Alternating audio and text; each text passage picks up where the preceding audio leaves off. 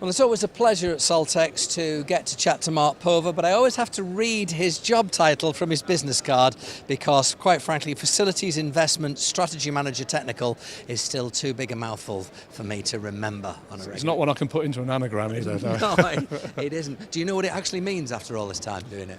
I do, yes. It Go means on. I'm general Dodsbody for the FA when it You're comes not. to... Distill the essence again of your role, please, for those watching us on the big screen. My main role at the moment is the improvement of grass pitches across the country for grassroots football. So 43,000 pitches that we have.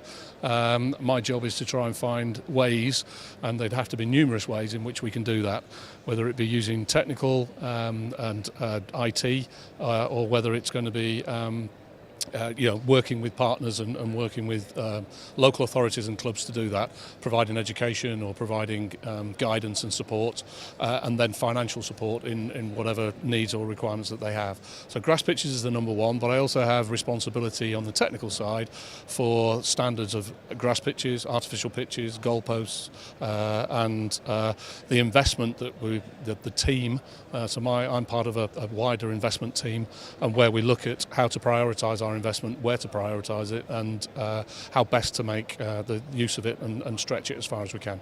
I mean, it feels like a huge, great, massively bouncy beast with lots of different stakeholders, interests, people that need to be brought together for the better fulfilment of the communities in getting these pitches right. It is, and as I say, we have to pull together. 80% of football pitches are played on either education or local authority sites, so we have to work with those as partners. And as we all know, they're under the budget cosh at cuts. Yeah. So how do we make best use? They do have money and they do have a budget, but what we're trying to do is make the best use of that budget, and we can help them go a lot further if we look to try and consolidate where football is played, how football is played, leave areas for recreational football, but not have them maintained to such a high standard that the affiliated game looks for. And those affiliated pitches should be able to carry more games, should be a better quality, should have the toilets and the changing rooms to support, and so therefore our investment goes into prime sites for football, key sites for football, and that way, if we do that, then we can generate income off the back of players playing on there, slightly more to play on them. That educational element has to get across.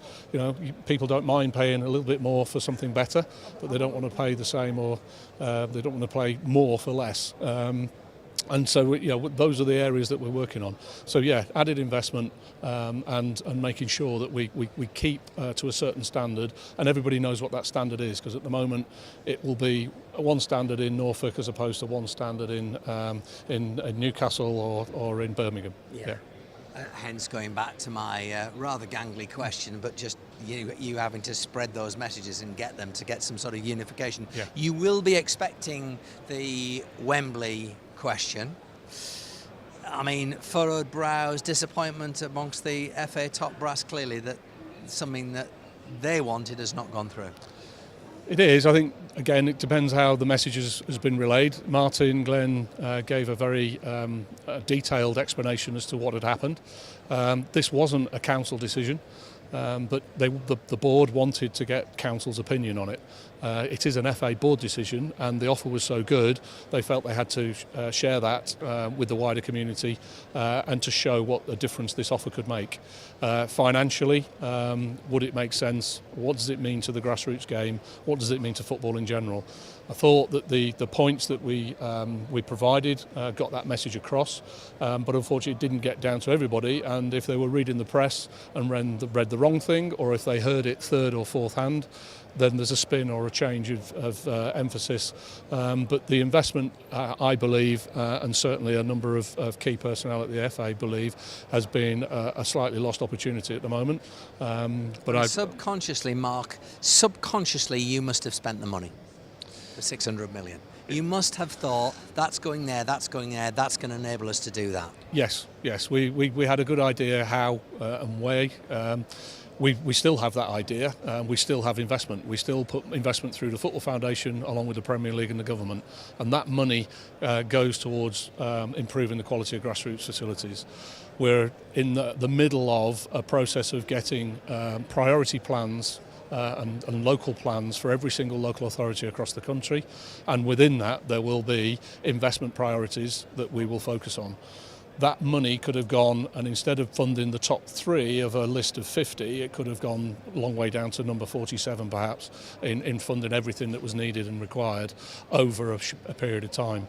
The industry isn't set up to spend 600 million in 1 year, so it would have been over a period of time. But we had every idea of where we were going to spend and how we were going to spend. So your message to those that have been left disappointed, who were supportive of the idea of selling Wembley Stadium and reinvesting the proceeds in the grassroots game? We haven't stopped debating. We haven't stopped discussing. The deal was taken off the table. But he's quite happy for us to come back if we feel that the time is right. This is Shahid Khan, obviously the owner of the Jacksonville and if Jaguars. the time is right and we feel as if we're in a better position, then we can go back.